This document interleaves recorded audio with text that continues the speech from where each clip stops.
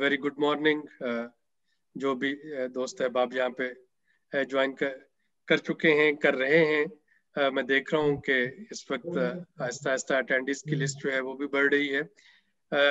सबसे पहले तो मैं आपको STPI की इस 23वीं जो वर्चुअल, जो कि इस वक्त हमारा न्यू नॉर्मल है, उस सस्टेनेबल डेवलपमेंट कॉन्फ्रेंस में खुशामदीद कहता हूँ।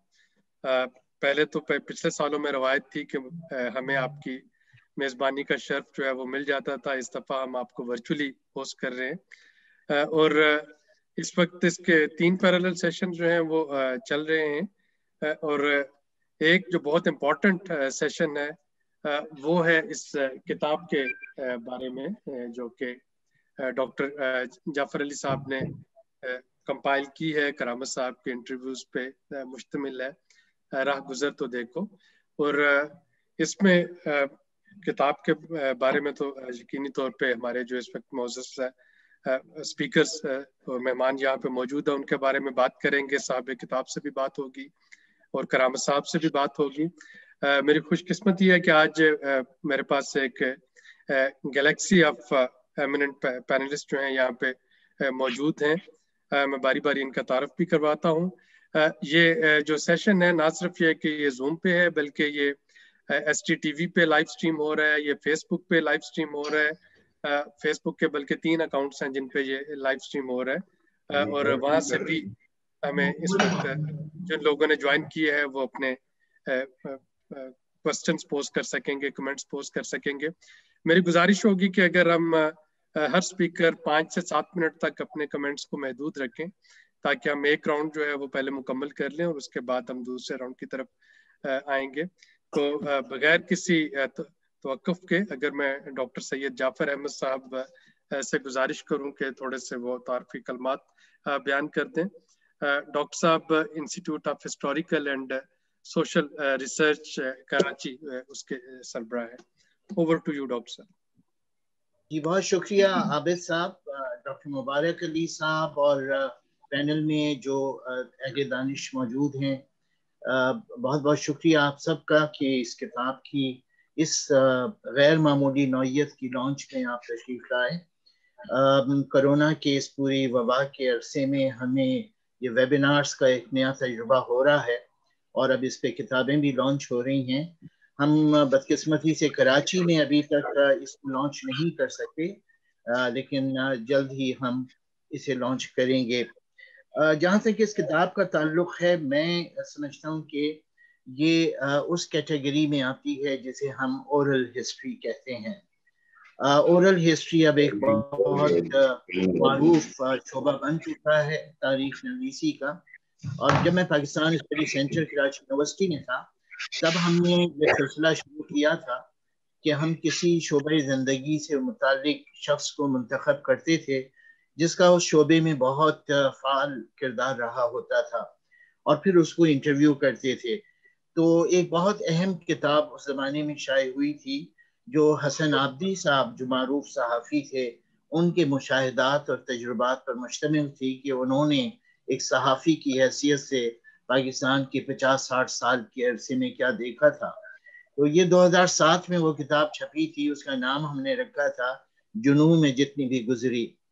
उसी वक्त हमारे ज़हन में करामत साहब का भी नाम आया, लेकिन बात यूँ शुरू हुई कि पहले हमने सोचा कि हम एक इंस्टीट्यूशनल हिस्ट्री लिखें, वो भी एक बड़ी अच्छी हिस्टोरियोग्राफी की एक कैटेगरी है। हमने पायलर की हिस्ट्री लिखना चाहिए थी, लेकिन उस सिलसिले में जब करामत साहब का इंटरव्यू शुरू किया तो वही इतना तूलानी होता चला गया कि फिर हमने सोचा कि बेहतर है कि हम करामत साहब की मुशाहिदात और तजुर्बात को सुन लें।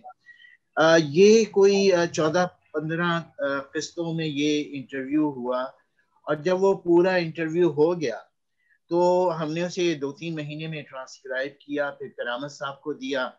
इन्होंने वो मुख्तदा मंसूर साहब को पढ़ने को दे दिया, उन्होंने उसके अंदर कुछ और मशवरे दे दिए। फिर हमने उन मशवरों के मुताबिक मजीद इनका इंटरव्यू किया तो इन्होंने वो पूरा मुसविदा जो है वो खिदर अंसारी साहब को लंदन में भेज दिया। انہوں نے اس میں کچھ اور مشورے دے دیے. تو جب فائنلی یہ کئی سال میں جا کے مکمل ہوا تو میں نے ان سے کہا کہ خدا را اب یہ مسودہ کسی اور کو نہ بھیجیں ورنہ یہ کبھی نہیں چھپے گی کتاب. تو انہوں نے نہیں بھیجا اور یہ چھپ گئی. اگر یہ کسی اور دوست کو بھیج دیتے تو مجھے یقین تھا یہ کتاب ابھی انٹرویوز ہی کے مرحلے میں ہوتی. اس کو ایڈٹ کرنے میں کافی ٹائم لگا کیونکہ ظاہر ہے جو گفتگو کی زبان ہوتی ہے اور تحریر کی زبان اس میں فرق ہوتا ہے. کرامت صاحب کے ہر جملے میں تو کا لفظ آتا تھا کہ تو یہ ہوا پھر تو یہ ہوا. تو وہ 2500-3000 تو نکالنے میں بھی کافی ٹائم لگا, پھر بھی اس میں کچھ تو موجود ہے. بہرحال یہ ایک عہد کی کہانی ہے اور انہوں نے جس طرح سے ٹریڈ یونین موومنٹ کو دیکھا ہے, پاکستان کی جمہوری جدوجہد کو دیکھا ہے, جو کامیابیاں ہیں ان کو دیکھا ہے, ناکامیوں پہ تبصرہ کیا ہے. پھر انہوں نے بائیں بازو سے, کیونکہ ان کا اپنا تعلق تھا, یہ ٹروٹسکائٹ گروپ سے تعلق رکھتے تھے, اس گروپ کی کیا سوچ تھی, کیا چیزیں انہیں بعد میں جا کے محسوس ہوئیں کہ ہم سے غلطیاں ہوئیں, اس سب پہ ان کا تبصرہ ہے. اور میں یہ سمجھتا ہوں کہ دو چیزیں پیش نظر رہنی چاہیے. ایک تو یہ کہ یہ کتاب کرامت صاحب کے تجربات اور مشاہدات جیسے کہ انہوں نے بیان کی ہیں, یہ ان کی کوئی آفیشیل آٹو بایوگرافی نہیں ہے یا بایوگرافی نہیں ہے. دوسری بات یہ کہ اس کے اندر ان تحریکوں کا زیادہ ذکر ہے جو جس کا یہ حصہ بنے یا جو براہ راست ان کے مشاہدے میں آئیں. بہت ساری پاکستان کی محنت کشوں کی ایسی تحریکیں ہو سکتی ہیں جن سے ان کا براہ راست تعلق نہیں تھا, خاص طور سے لاہور میں یا اور دوسرے شہروں میں, تو ان کا اتنا تذکرہ نہیں ہے. تو یہ دو اس کی لمیٹیشنز بھی ہیں, لیکن میرا خیال ہے کہ ہر کتاب آئندہ آنے والی کتاب کے لیے راستہ ہموار کرتی ہے. اس کتاب سے جو سوالات اٹھیں گے, پرویز صاحب نے اپنے تبصرے میں بھی کچھ سوالات اٹھائے ہیں جو کہ بہت مناسب ہیں. اسی طرح کل روزنامہ جنگ میں اس پہ جو تبصرہ آیا ہے اس میں بھی ایک آدھ بات کی نشاندہی ہوئی ہے. تو ظاہر ہے کہ آئندہ اسی موضوع پر جو کچھ لکھا جائے گا اور کرامت صاحب کو حوالہ بنا کے لکھا جائے گا تو وہ باتیں زیادہ بہتر شکل میں سامنے آئیں گی. یہ چند ایک معروضات میں پیش کرنا چاہتا تھا. بہت شکریہ ڈاکٹر جعفر صاحب, آپ نے کتاب کے بارے میں مختصر تعارف کروایا. اور جو لوگ زیادہ اینا صاحبہ کو ریگولرلی پڑھ رہے ہیں ان کو معلوم ہوگا کہ بڑی تفصیل سے دو قسطوں میں آپ نے اس کتاب پہ اپنا تبصرہ کیا, اور ڈاکٹر صاحب نے بھی اسی کی طرف اشارہ کیا کہ اس کے بارے میں کچھ سوالات بھی اٹھائے, کچھ آپ نے اس پہ اپنے کمنٹس بھی دیے. تو ہم اس سے بھی مستفید ہونا چاہ رہے ہوں گے. تو زیادہ اینا صاحبہ, آپ کا نام کسی تعارف کا محتاج نہیں, آپ ملک کی مایہ ناز کالمسٹ ہیں, اور نہ صرف عہد حاضر پہ آپ کی گہری نظر ہے بلکہ جب آپ عہد حاضر کو اپنے تجربات کی روشنی میں بیان کرتی ہیں تو ان کا جو ہے مزہ دوبارہ ہو جاتا ہے. تو میں آپ سے گزارش کروں گا کہ آپ اس کتاب کے بارے میں اپنی رائے کا اظہار کریں. کتاب جب میرے پاس آئی تو میرا نہیں خیال تھا کہ یہ اتنی دلچسپ ہوگی, کیونکہ یہ کرامت جو ہیں ایک مزدور تھے اور پھر مزدور رہنما کے طور پہ ابھرے اور پھر اب تو یہ دانشور ہیں. تو لیکن جب میں نے اسے پڑھنا شروع کیا تو مجھے بہت لطف آیا, اور یہ بھی اندازہ ہوا کہ ہمارے یہاں بائیں بازو نے اگر ایسے ہی کچھ اور لوگ بھی پیدا کیے ہوتے تو ہم آگے گئے ہوتے, ہماری وہ جو کمیاں تھیں وہ نہ ہوتی. یہ جو کتاب ہے اس کو پڑھتے ہوئے مجھے مستقل ایک گھسا پٹا مصرع یاد آتا رہا کہ مزدور کے ماتھے پر محنت کا پسینہ ہے. تو کرامت نے جو زندگی گزاری, جو شروع کی انہوں نے ملتان سے, اور جسے کہنا چاہیے دیہی پنجاب سے, وہ پھر کس طرح کراچی تک آئے اور جگہوں تک گئے, اور پھر اس کے بعد یہ یورپ اور دوسرے ملکوں میں گئے. ہندوستان میں ان کا بڑا چرچا رہا. تو یہ کتاب بہت ہی میرا خیال ہے کہ نئی نسل کے لیے یہ چراغ راہ ہے. اس کی وجہ یہ ہے کہ ہمارے یہاں نئی نسل کو وہ کتابیں نہیں ملتی جو ملنی چاہیے، جو انہیں پڑھنی چاہیے، جو انہیں دیکھنی چاہیے. اور یہ سمجھنا چاہیے کہ ایک شخص جو 70 برس کی عمر میں کہیں پہنچا ہے تو وہ کیوں پہنچا ہے، اس نے کیا کچھ کیا ہے کہ وہ وہاں تک پہنچ پایا، اور اس میں کتنے جسے کہنا چاہیے کتنی جدوجہد ہے.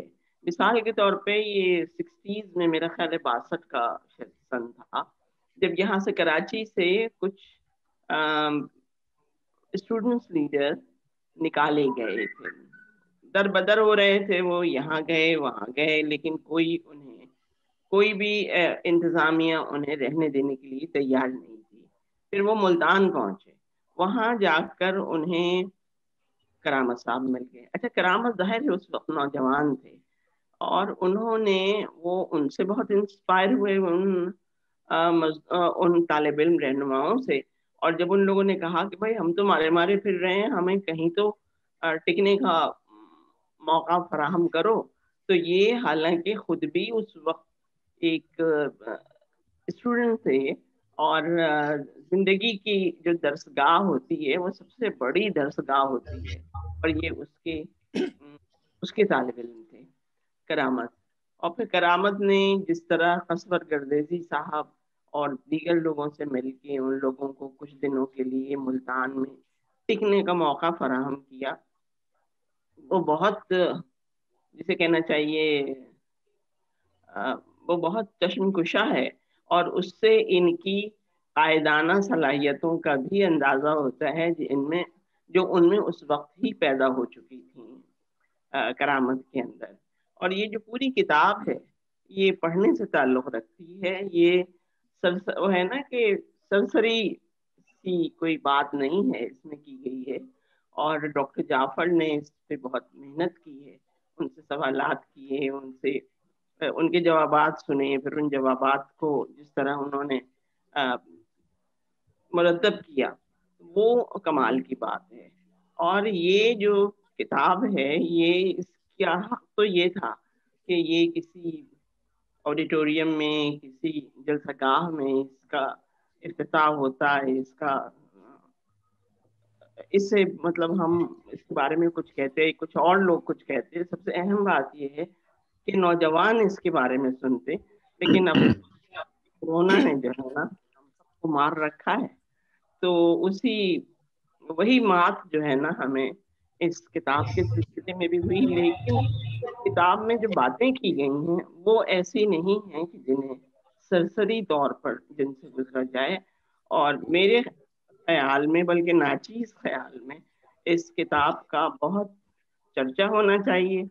اور جب مجھے یہ کتاب ملی تھی اور میں نے اس پر لکھا، تو میں نے اس پر اسی لیے 2 کالم میں لکھا، کیونکہ میں نے ان کو صرف اس کتاب میں نہیں، میں نے ان کو یوں بھی دیکھا، میں نے ان کو بنگلہ دیش میں بھی دیکھا، میں نے ان کو ہندوستان میں بھی دیکھا، میں نے ان کو یورپ میں بھی دیکھا، اور ہر جگہ یہ مجھے نہایت منکسر آج اور ایک ایسے انسان نظر آئے جو ہر لمحہ سیکھتا ہے اور لوگوں پر اس کی دھونس نہیں جماتا. کیونکہ ہمارے یہاں تو یہ بڑی مشکل ہے نا کہ آپ 35 برس کے ہوئے اور اس کے بعد آپ جو ہے نا چل پڑے اور بڑے دانشور ہو گئے آپ. لیکن ان میں کرامت میں یہ بات نہیں ہے. وہ کرامت ایک بہت ذمہ دار اور بہت جسے کہنا چاہیے سکھانے والے انسان ہیں، اور چونکہ یہ سیکھتے ہیں اسی لیے یہ سکھاتے ہیں. ان کا اور جس طرح نرملا دیشپانڈے کا دیدی جن کو ہم سب لوگ کہتے تھے جو گہری وابستگی تھی، اور اس کو جس طرح یہ لے کے چلے. حد یہ ہے کہ نرملا دیدی نے یہ وصیت بھی کی کہ بھائی جب میں چلی جاؤں تو میری راکھ دونوں ملکوں میں بہائی جائے. چنانچہ وہ راکھ ان کے پاس بھی آئی، یہ گئے اور انہوں نے جا کے اس کو دریا کے سپرد کیا. تو یہ بڑی بات ہوتی ہے کہ ایک شخص جو دوسرے ملک کا ہے اور وہ آپ پر اتنا اعتبار کرے، اور آپ نے اس کے دل میں اتنی गुंजाइश पैदा की हो कि वो आपको ये भी यानी आपकी जिम्मेदारी लगा जाए कि उसके जानने के बाद आप उससे जो है ना वो करेंगे, सुपुर्दे आप करेंगे। लोग तो सुपुर्दे खाक होते हैं, निर्मला सुपुर्दे आप हुई, और उसमें करामत का बड़ा किरदार है। और जो पाकिस्तान और हिंदुस्तान के दरमियान अमन की जो राह है उसमें करामत ने बहुत रोल प्ले किया। उसके अलावा बांग्लादेश में मैंने इन्हें देखा कि किस तरह बंगालियों से एक तरह शर्मसार भी थे उनके साथ जो हुआ, और उसके बाद वो दिलों को रुफू करने का भी काम करते थे। तो करामत बहुत उम्दा आदमी है और इन्होंने बहुत काम किया है।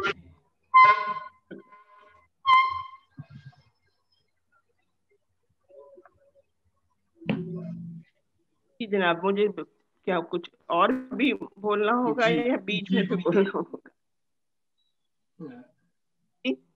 बहुत शुक्रिया ज़ाहिदा साहब आपके कलमात पर। आपने बिल्कुल दुरुस्त फरमाया। करामत की कहानी तो दिलचस्प है ही। डॉक्टर जाफर साहब ने उसको लिखा भी इतने आसान पैराए में है कि जब मैंने इसको शुरू किया, मैंने बच्चों को बताया कि आज मैं जल्दी सोने की तैयारी कर रहा हूँ, और 3 बजे जब मेरी लाइट ऑन थी तो मुझे बेटे ने आके पूछा कि पापा आप तो आज जल्दी सो रहे थे। तो 11 बजे से मैंने इसको पढ़ना शुरू किया, और इसको मैं फैज अहमद फैज साहब के तस्करे तक, वो जो चैप्टर्स में जिसमें करामत के अपने बाप का उन्होंने तारुफ करवाया था, तो वहां तक मैं पढ़ चुका था। और इसको मैं स्पेशली यंगस्टर्स को खुसूसी तौर पे चाहूंगा कि इसको पढ़ें। हमारे यंगस्टर में शायद ना सिर्फ ये कि करामत की जिंदगी के बारे में जानना, बल्कि जो एक तारीख का हिस्सा है कि जो हमारे बाएं बाजू की तारीख थी, उसमें जो माओ ज़ेडुंग से इन्फ्लुएंस लोग थे, उनकी डिफरेंस ऑफ ओपिनियन के कैसे और क्यों करती जो सोवियत उस इन्फ्लुएंस के लोगों के साथ, और 1971 में और बलूचिस्तान के पे जब हुआ था, एक्शन हुआ था, तो वहां पे कैसे हमारे बाएं बाजू की तहरीक जो थी दोनों, उनमें क्या क्या डिफरेंसेस जो थे वो आ रहे थे।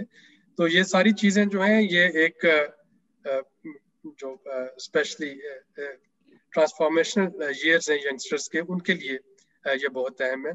और मैं जाफर साहब से गुजारिश करूंगा कि जब मुमकिन हो तो इसको काइंडली PDF वर्जन बना के, जो कि आजकल अब न्यू नॉर्मल में ये आ गया है कि हर चीज जो है आपके सेल फोन पे या आपके लैपटॉप पे होनी चाहिए, तो उसको जितना फैला सकें उसको फैलाएं। मेरे अगले मेहमान जिनसे मैं रिक्वेस्ट करूंगा अपने कमेंट्स देने के लिए, वो परवेज रहीम साहब हैं। जब हम बात करते हैं एम्प्लॉयज रिलेशंस की, तो उसमें परवेज रहीम साहब एक रिनोन्ड शख्सियत हैं। तो सर मैं शुक्रिया आपसे गुजारिश करूंगा कि आप अपने तासुरात का इजहार कीजिए इस किताब के बारे में। श्योरली चूंकि मैं भी करामत अली का कॉन्टेम्परेरी हूँ, क्योंकि जैसे डॉक्टर जाफर साहब ने लिखा और बताया कि इनका जो टोटल एक्सपीरियंस है इस फील्ड में तकरीबन 60 साल के मुहित है, तो मुझे भी तकरीबन कोई 50 साल हो गए हैं ये इंडस्ट्रियल रिलेशन के फील्ड में। और जब मुझे डॉन ने कहा कि आप इस किताब के ऊपर तबसरा लिखें, तो मैंने फौरन एग्री किया उससे, क्योंकि ये मेरा ही फील्ड था। और इस शोबे में, इंडस्ट्रियल रिलेशन के शोबे में बहुत कम किताबें हैं, और भारत में तो आपको काफ़ी ज़्यादा मिल जाएंगी। यहाँ पर ये है कि लिखने वाले भी कम हैं और पढ़ने वाले भी उतने नहीं हैं। तो इसलिए ये जो भी किताब निकलती है इंडस्ट्रियल रिलेशन पे, तो वो एक यूनिक तजर्बा होता है। तो जब ये किताब मैंने पढ़ी, तो उसके बाद मुझे मेरे जहन में यही बात आई कि इसमें करामत अली ने अपने हालात ज़िंदगी तो बयान किए हैं, अपने तजर्बात, अपनी दुश्वारियां और किस तरह के कठिन हालात ये फेस करते रहे हैं। لیکن جو سب سے اچھی بات وہ یہ تھی کہ he has been quite candid. جو بھی بات تھی وہ انہوں نے صاف صاف بتائی ہے اور کوئی چیز چھپائی نہیں ہے اس کتاب میں. تو ایک اور بات جو کہنے والی ہے وہ یہ ہے کہ چونکہ میں نے اپنے یہ انڈسٹریل ریلیشن فیلڈ کا جو تھا سلسلہ یہ شروع کیا تھا ملازمت سے, اور سب سے پہلے 1972 میں لاہور میں ایک انڈسٹری تھی Lahore engineering and foundry limited, جو کہ ایک نیشنلائز یونٹ تھا, اور اس میں میں نے جاب شروع کیا تقریباً 6 سال. پھر میں یہ پورٹ لکھپت اس فیکٹری میں کام کرتا رہا. تو یہ اتفاق فاؤنڈری کو نام دیا گیا تھا جب وہ نیشنلائز ہوئی تھی, تو اس کو Lahore engineering and foundry limited کا نام دیا گیا تھا.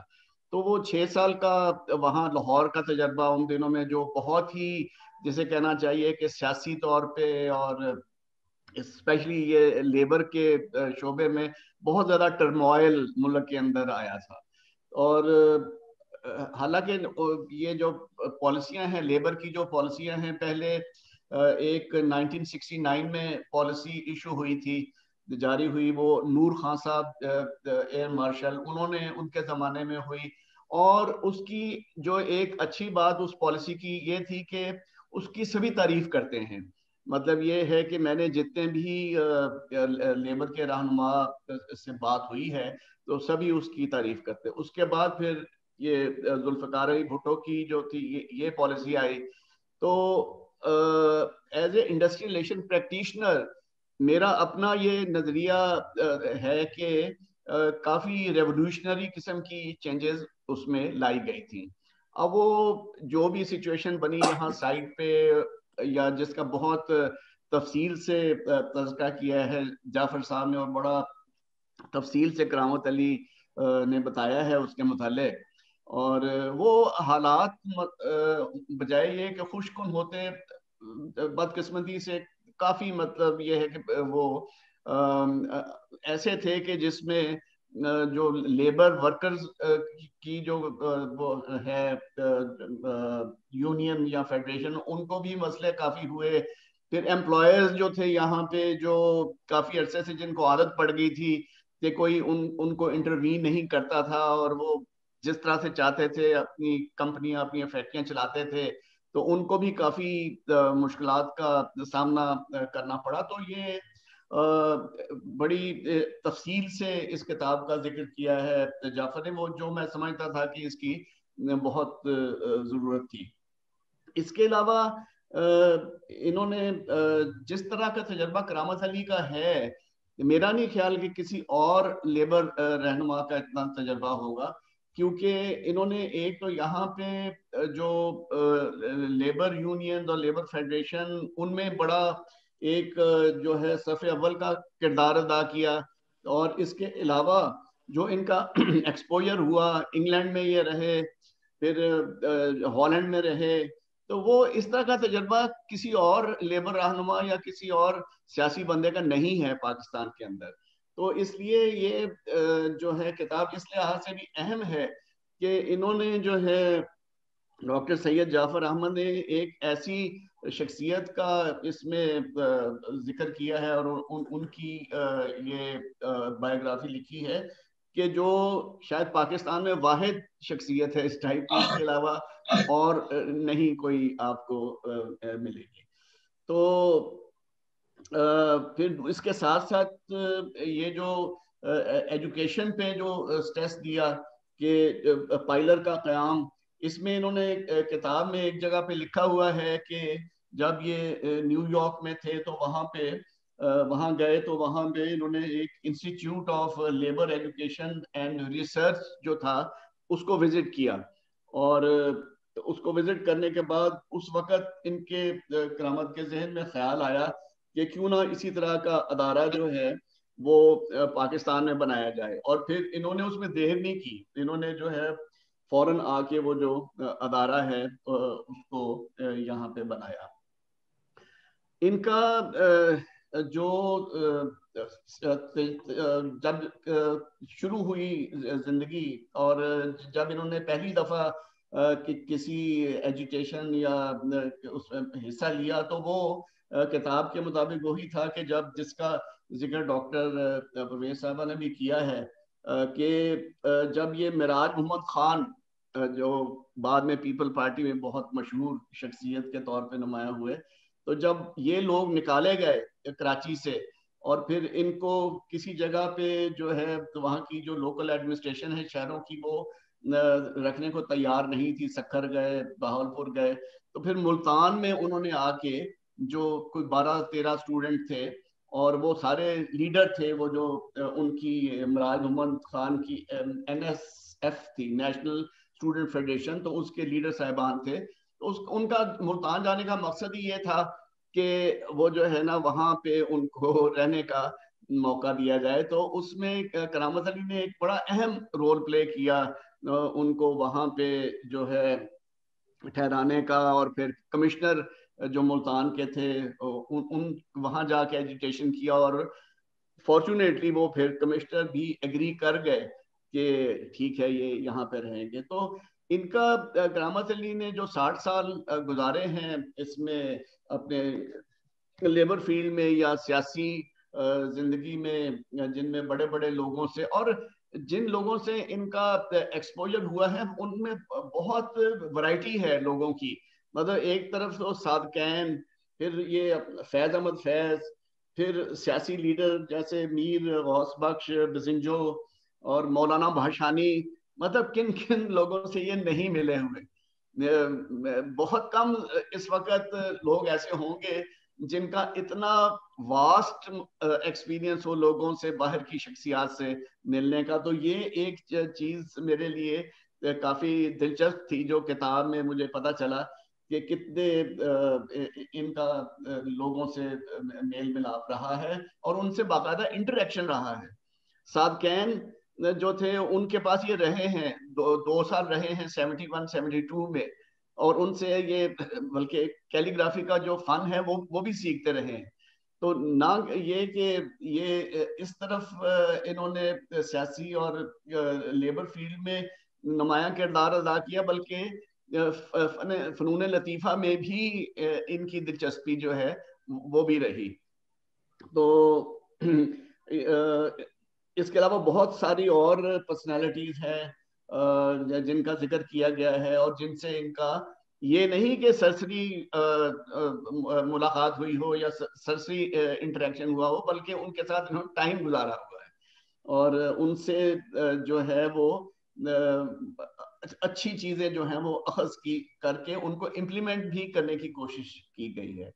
ایک اور چیز اس کتاب میں جو مجھے ذرا باقی کتابوں سے ڈفرینٹ محسوس ہوئی وہ یہ ہے کہ چونکہ یہ ساری کتاب جو ہے یہ کرامت علی کے انٹرویوز پہ لکھی گئی ہے، تو کرامت علی جس طرح سے بولتے گئے انہوں نے اسی طرح سے اس کو ریپروڈیوس کیا ہے. انہوں نے اپنی طرف سے کوئی الفاظ جو ہیں وہ ان کو ادھر ادھر کرنے کی کوشش نہیں کی ہے. تو وہ کئی دفعہ مجھے سمجھنے میں تھوڑی سی مشکل لگی، لیکن اتنی مشکل بھی نہیں تھی کیونکہ جس طرح سے یہ بول رہے تھے تو اسی طرح سے وہ لکھ رہے تھے. تو اس کا بھی جب میں نے ڈان میں تبصرہ کیا تو اس پہ بھی لکھا کہ بھی اس میں کوئی ری شفلنگ نہیں ہے کہ جو کچھ کہا گیا ہے ویسے ہی لکھا گیا ہے، اس میں کوئی بناوٹ کا جو ہے نا وہ ایلیمنٹ نہیں آیا.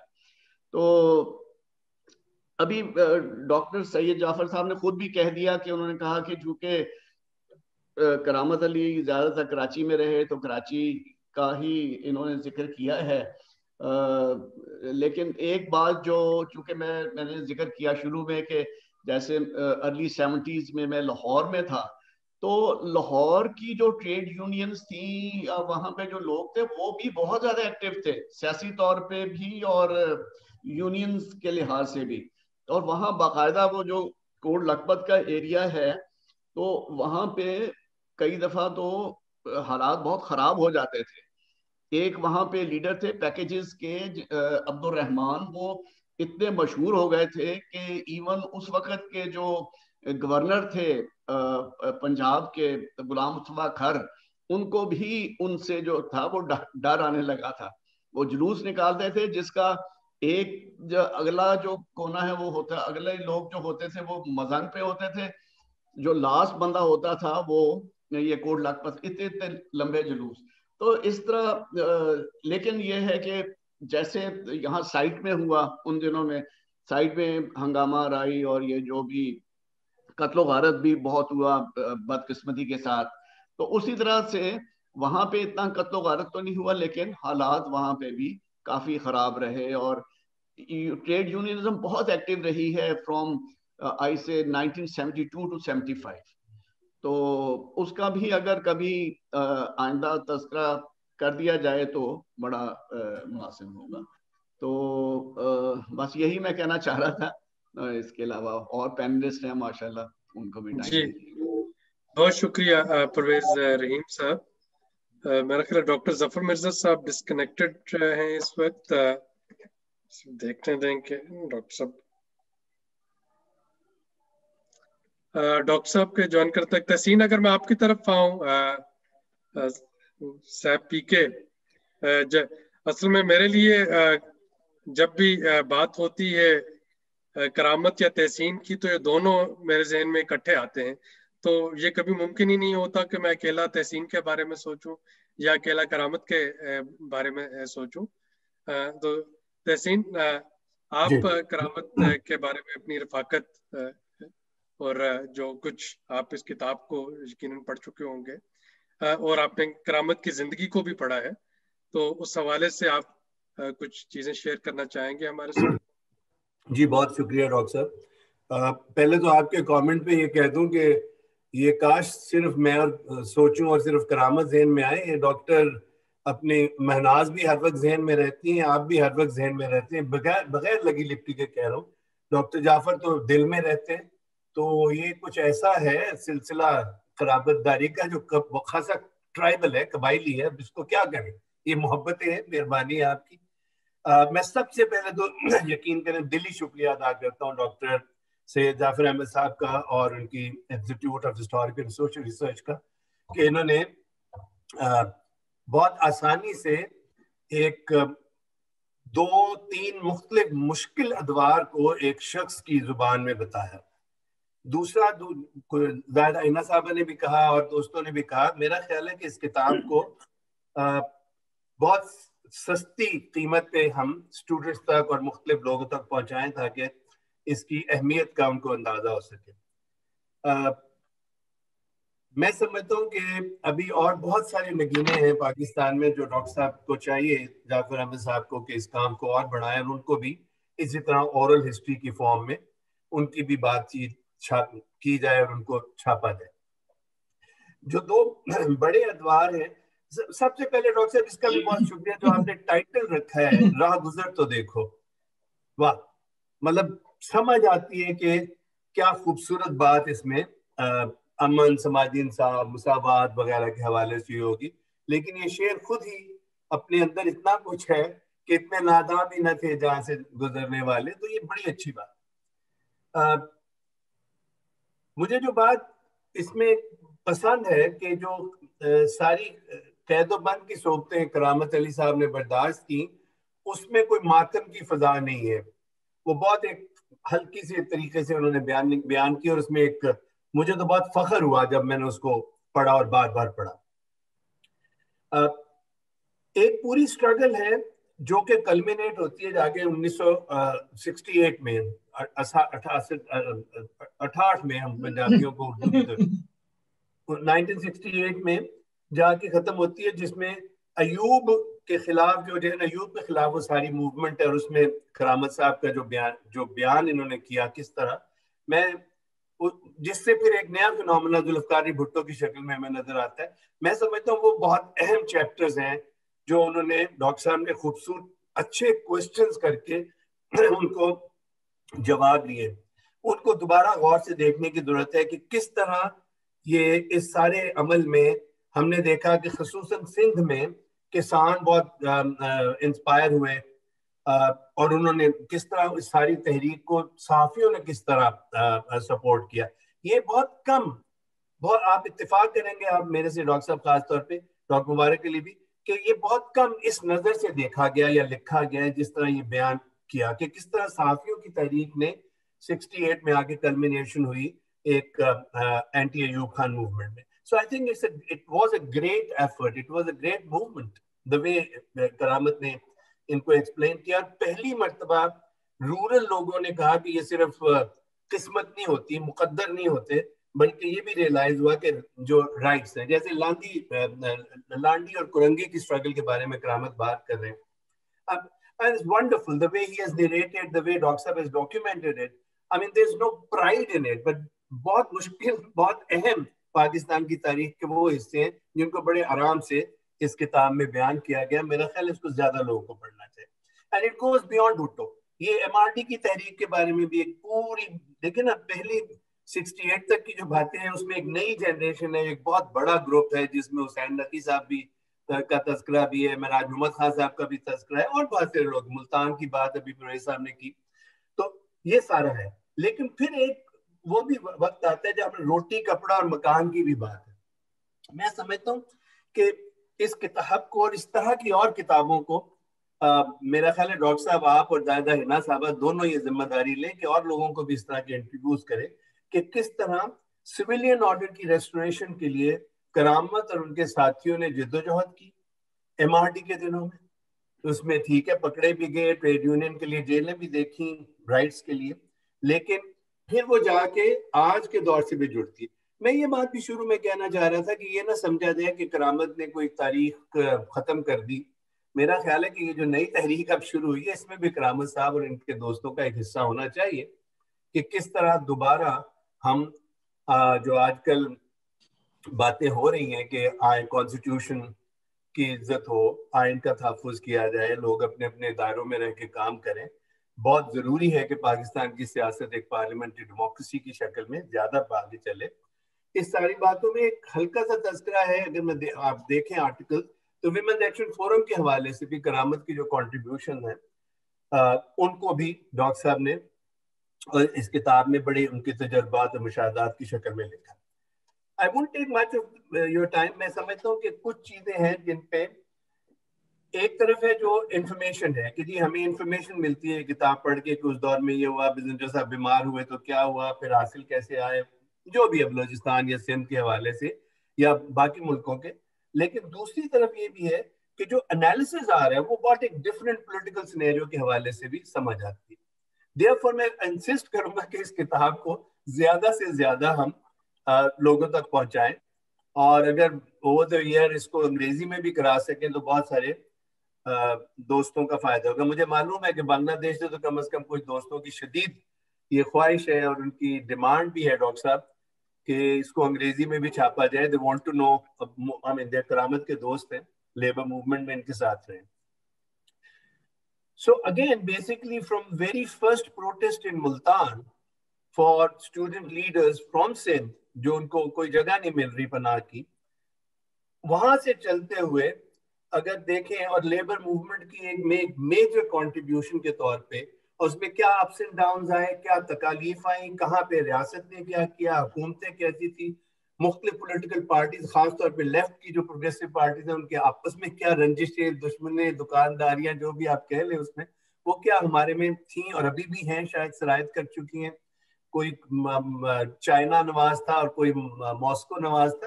میرا خیال ہے ان چیزوں کو سمجھنے کے لیے یہ کتاب ایک اہم سنگ میل ثابت ہو سکتی ہے, اور اس کو کس طرح ہم آگے لے کے چلیں. یہی ختم کروں گا کہ پائلر کی جو بات کی تو یہ تیسرا, میری نظر میں تیسرا دور تھا. پہلے دو ادوار کے بعد پائلر کو لے کے آنا اور پھر سول سوسائٹی کو منظم کرنے کے لیے لیبر رائٹس اور دوسری فنڈامنٹل رائٹس کے حوالے سے منظم کرنے میں ایک اہم رول ہے. I'll finish here. Thank you very much, Dr. Sahab. Thank you, Karamat, for such a painstaking work which you did.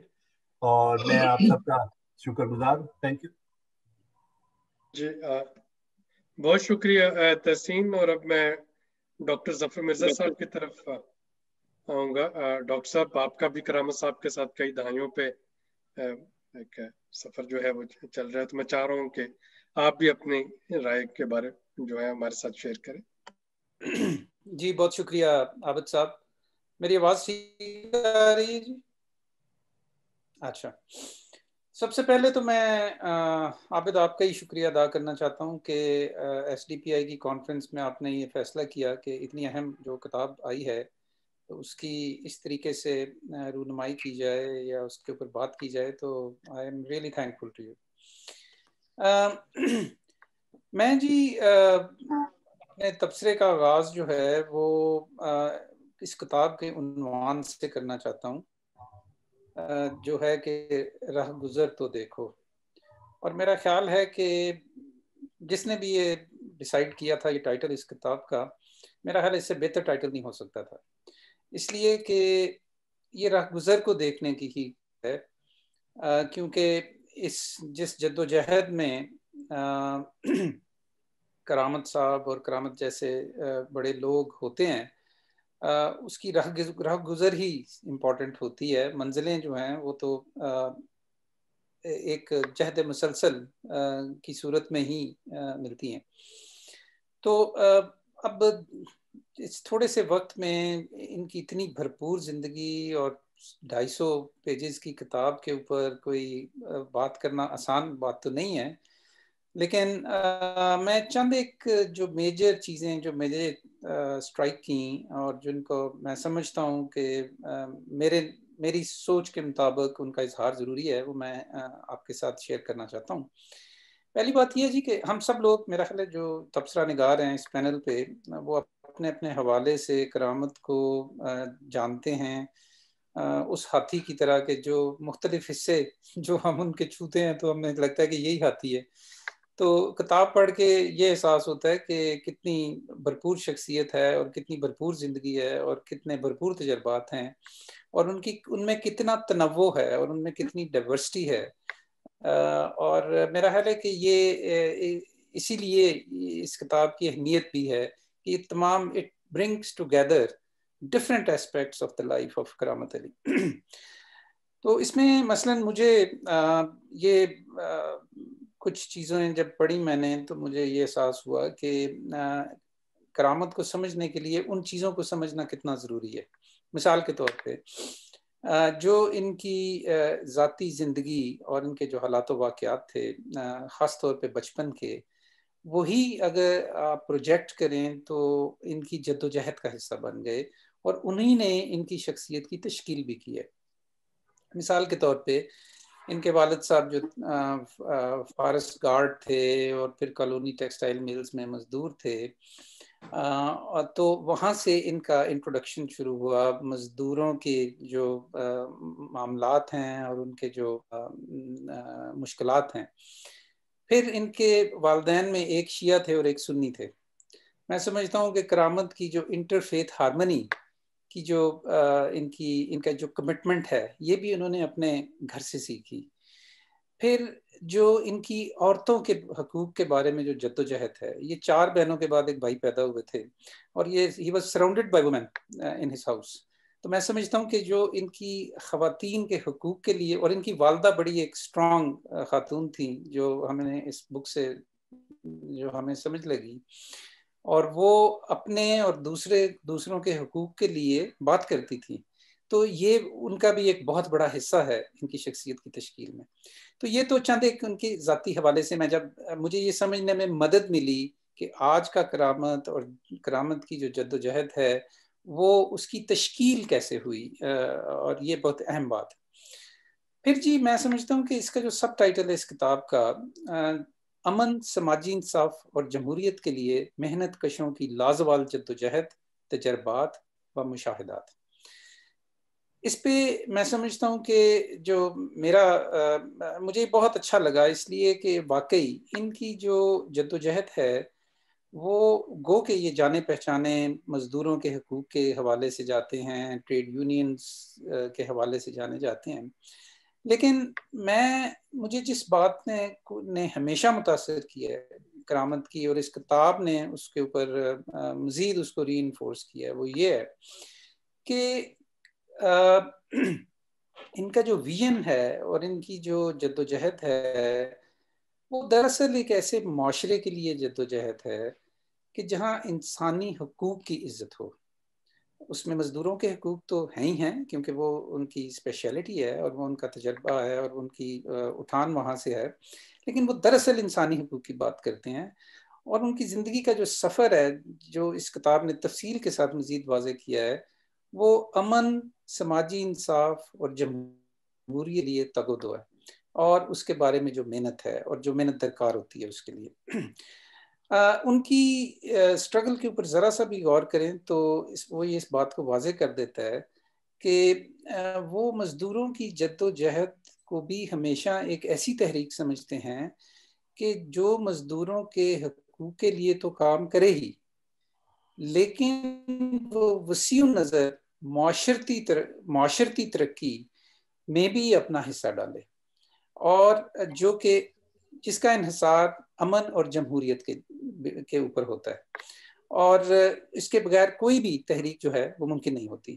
لہٰذا اگر آپ ان کی زندگی کے اوپر ایک نظر ڈالیں جو اس کتاب سے واضح ہوتی ہے، تو ان کا وقتاً فوقتاً عملی سیاست میں شامل ہونا، مختلف سماجی، ماحولیاتی، ترقیاتی اور عورتوں کے حقوق کے لیے کام کرنے والی تحریکوں کا فعال حصہ بننا، اسی ویژن کا مرہون منت ہے دراصل، کیونکہ وہ اپنے آپ کو لمٹ نہیں کرتے ایک خاص طبقے کی جدوجہد کے لیے، کیونکہ ان کو اس بات کا اندازہ ہے کہ جو مختلف دھارے ہوتے ہیں کسی معاشرے میں جدوجہد کے، ان کی انٹر ڈیپینڈنس بہت زیادہ ہوتی ہے ایک دوسرے کے اوپر، اور اس کے لیے کچھ پری کنڈیشنز ہوتی ہیں کہ معاشرہ ہیومن رائٹس کو کیسے دیکھتا ہے، معاشرہ رواداری کے رویوں کو کیسے دیکھتا ہے، معاشرہ پیس اور ڈیموکریسی کو کیسے دیکھتا ہے۔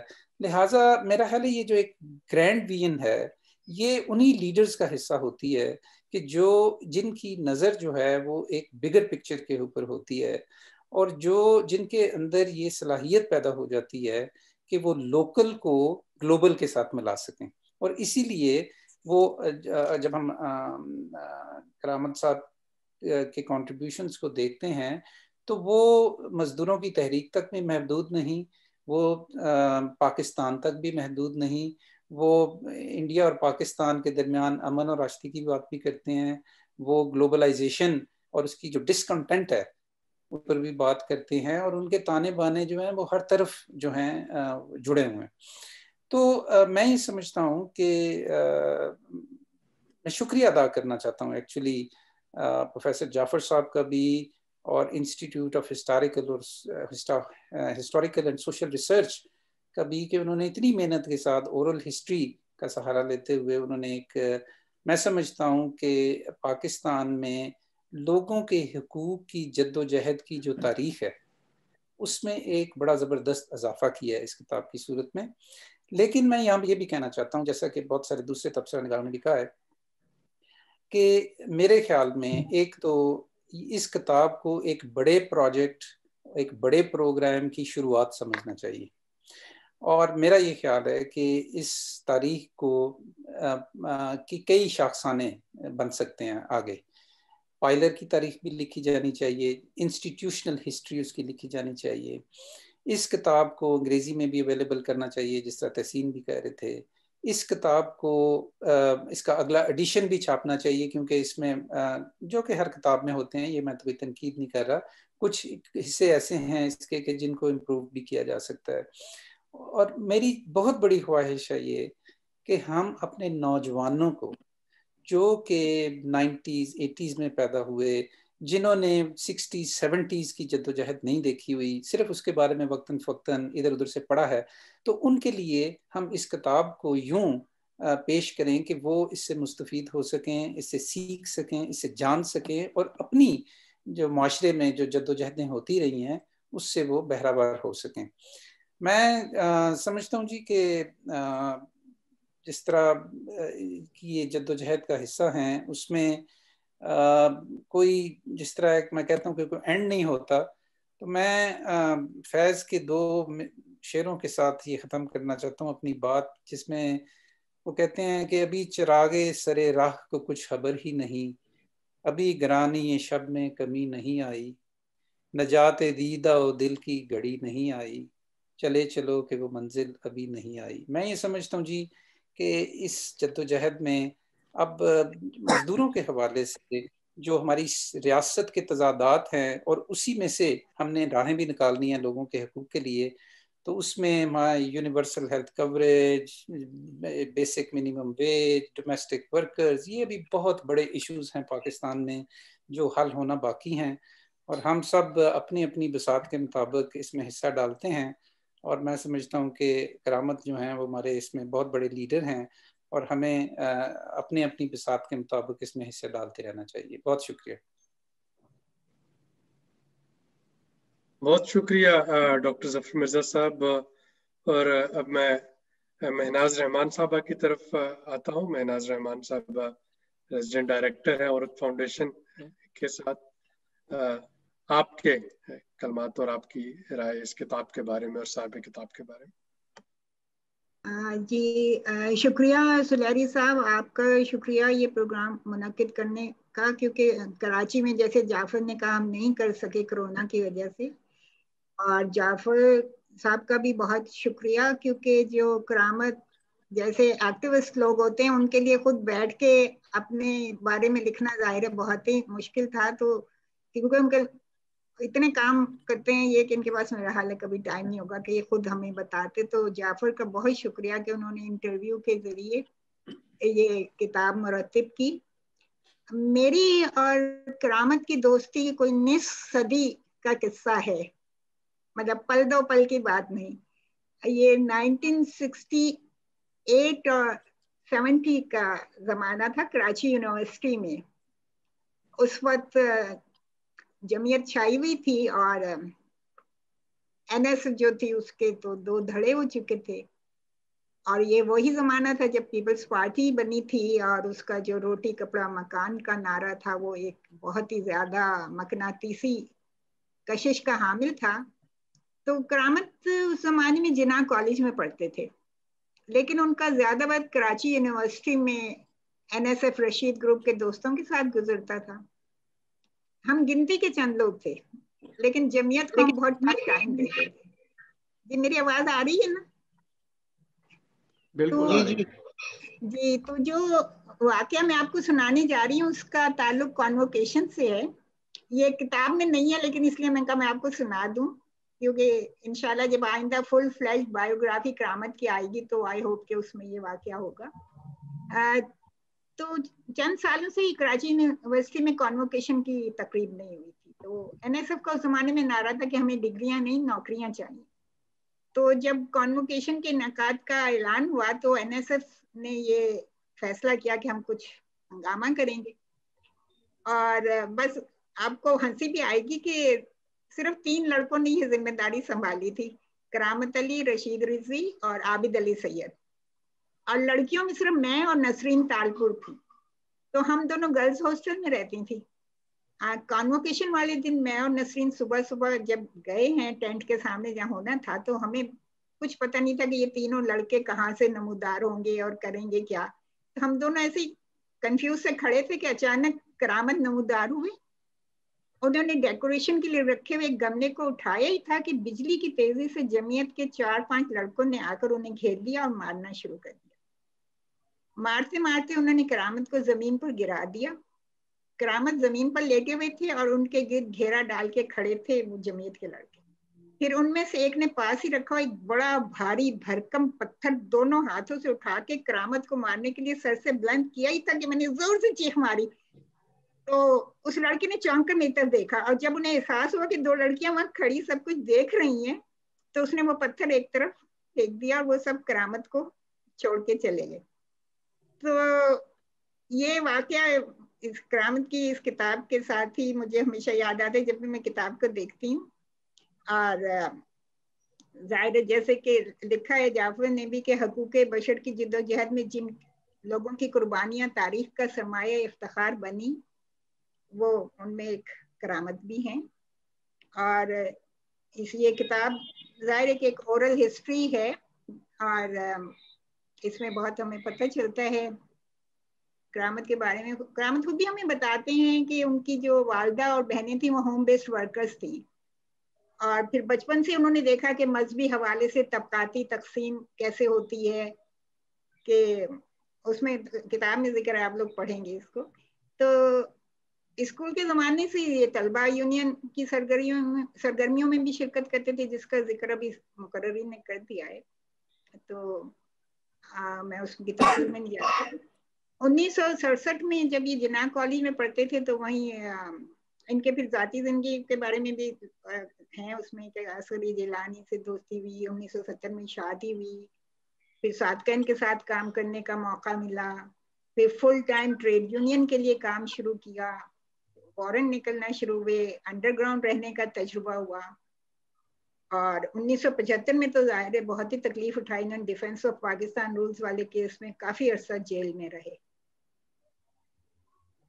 1977 میں جب ضیاء الحق کا ٹیک اوور ہوا تو کرامت کی رائے میں بھٹو کے ساتھ امریکہ اور فیوڈلز اور بیوروکریٹس کا اصل مسئلہ جو تھا وہ زرعی اصلاحات کا تھا, جس کے نتیجے میں پھر پھانسی کے تختے تک پہنچے. اور جب بنگلہ دیش بنا ہے تو پھر بائیں بازو کے کچھ لوگ جو ماؤسٹ گروپ سے علیحدہ ہو گئے تھے, تو کرامت بھی ان میں تھے, یہ بھی علیحدہ ہو گئے, اور ٹراٹس کی واد ہی لوگوں کے ساتھ کام شروع کیا.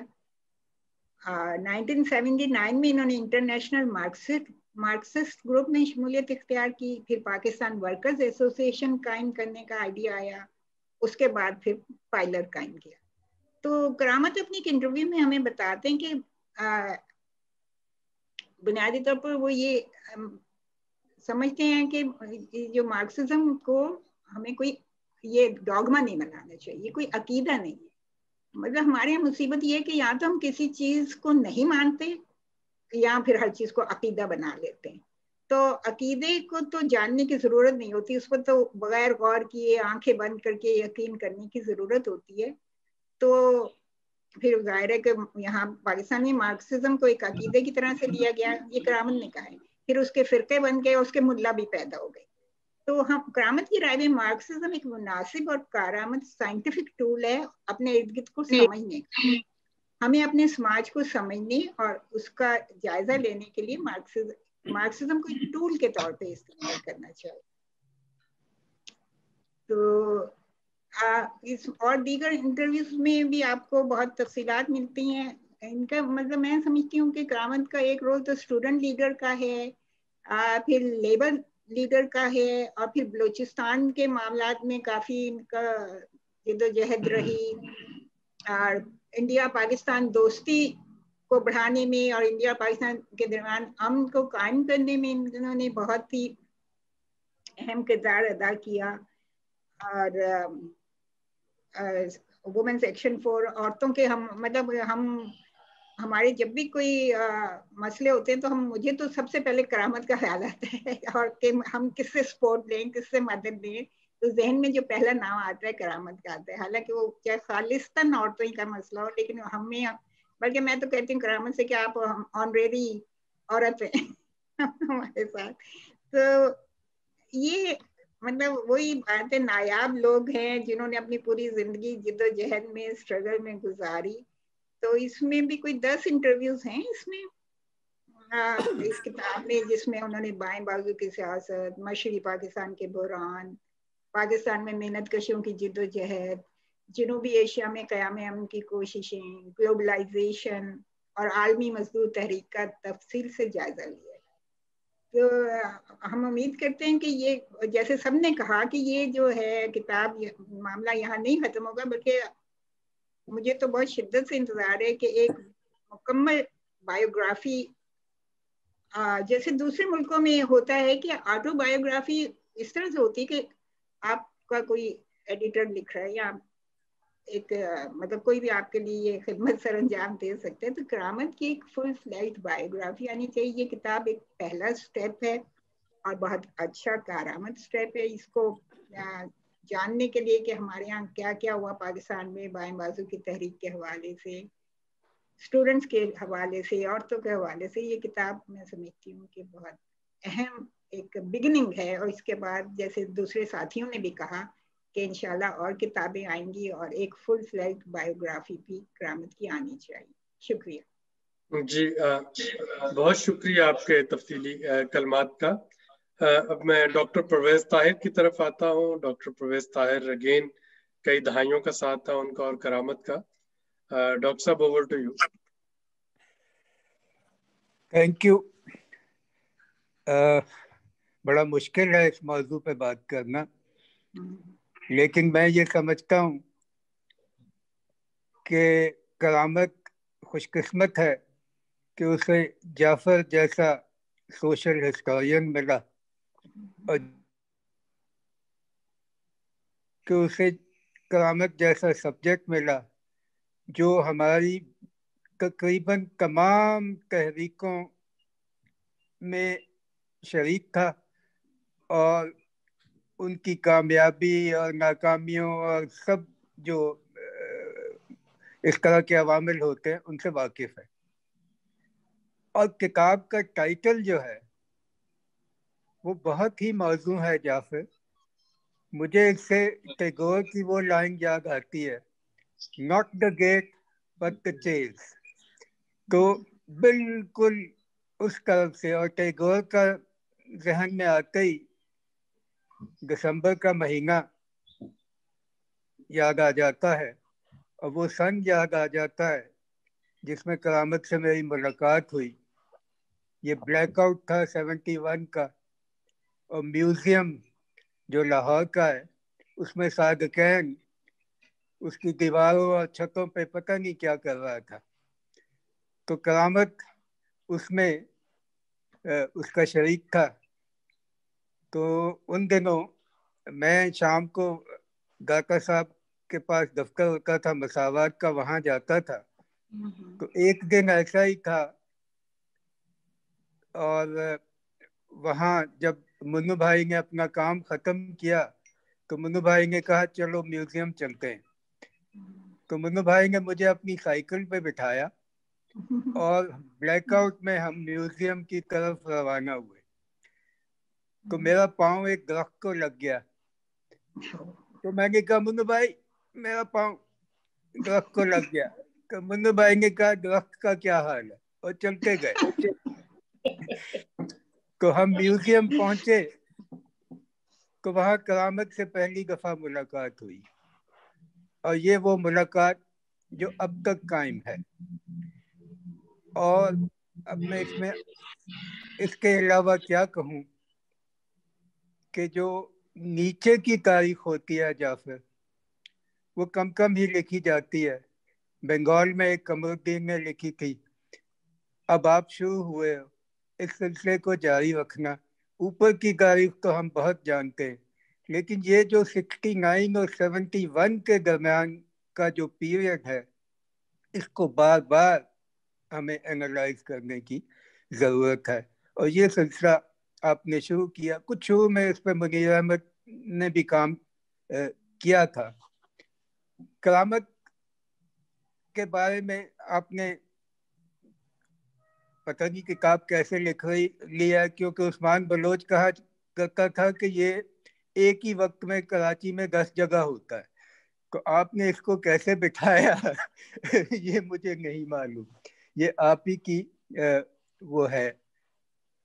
अब दिसंबर का महीना, मैं क्योंकि करामत बुनियादी तौर पे मेहनत कशों का नुमाइंदा है, तो दिसंबर का महीना ह्यूमन राइट्स डे भी इसी में आता है. और इसमें एक रिपोर्ट छपी है जो इसकी जिसको वर्ल्ड जस्टिस प्रोजेक्ट और गैलप वालों ने उसका सर्वे किया है. तो हम कुछ बंदाए मजदूर के हालात भी देख लें कि इतनी स्ट्रगल के बावजूद, इतनी शहादतों के बावजूद, इतनी मुश्किलात के बावजूद, और बहुत से गेम्स भी हैं, लेकिन हम हैं कहाँ कि इस सर्वे में जाफर 128 मुल्क हैं और उन्होंने देखा है, किस चीज़ को देखा है लेबर राइट्स में, effective enforcement of fundamental labor rights, including freedom of association and the right to collective bargaining, the absence of discrimination with respect to employment, and freedom from forced labor and child labor. इसमें effective का लफ्ज important है, enforcement का। तो 128 मुल्कों का सर्वे है जिसमें पाकिस्तान 127 है, और वही बांग्लादेश जिसको हमने धक्के दे के निकाला वो हमसे इसमें भी बहुत ऊपर हैं। तो ये सब सोचने की बातें हैं, और आजकल वही मसाइल पैदा हो गए हुए हैं जो उस वक्त थे कि किसने क्या करना है, किसके क्या हुकूक हैं, किसकी क्या लिमिट है, किसकी क्या हुदूद हैं। ये सब जो आपने एक बहस शुरू की है ये किताब लिख के, और मुझे को इस किताब का परवेज रहीम के रिव्यू से पता चला। मैं लाहौर इस्लामाबाद में बैठा हूँ, मुझे उस वक्त जल्दी नहीं पता चला। तो अब मैं इसको पढ़ रहा हूँ। जो सरसरी मैंने पढ़ा है उसमें मैं एक बात अखज़ करना चाहता हूँ कि करामत कभी भी एक आइडियोलॉग नहीं था, हमेशा से वो दरमियान में से कोई रास्ता निकालने में लगा होता था। ये रास्ता निकालना अगर हमारे सियासतदान भी सीख जाएं तो हम कहीं पहुंच पाएंगे। शुक्रिया। बहुत शुक्रिया डॉक्टर परवेज ताहिर साहब। और मुझे यकीन है कि दरख्त जो है वो बच गया होगा आपका पाँव लगने के बाद। अब मैं सदर नशिस्त की तरफ आना चाहूंगा और फिर करामत साहब अपना शुक्रिया अदा कर देंगे। तो डॉक्टर मुबारक अली साहब, आपने सबको बड़े पेशेंस से, इत्मीनान से सुना, और यकीनन अब हम चाहेंगे कि आपकी जुबानी हम सुने इस किताब के बारे में, साहब किताब के बारे में, और इसके जो सेकंड एडिशन की बात हो रही है उसके बारे में आपकी कोई तजवीज़ हो कि किस तरीके से इसको बेहतर किया जा सकता है। बहुत शुक्रिया। अव्वल तो आपने मुझे ये एजाज़ बख्शा कि मैं आज के इस सेशन की सदारत करूं। मैं थोड़ा सा किताब से पहले, क्योंकि मेरा ताल्लुक तारीख से है, तो मैं थोड़ा सा जिक्र ये करूंगा कि देखें, आम लोगों को दूसरों की ज़िंदगी के हालात जानने का शौक़ होता है, और इसीलिए वो बहुत खुशी के साथ याददाश्तों को पढ़ते हैं। इसलिए पूरी दुनिया में मतलब कि ऑटोबायोग्राफीज हों या बायोग्राफीज हों, उनको पढ़ने का बहुत शौक़ है। और हमारे यहाँ भी सवाल हयात लिखने का रिवाज जो है वो शुरू हो चुका है, ख़ासतौर से पाकिस्तान में।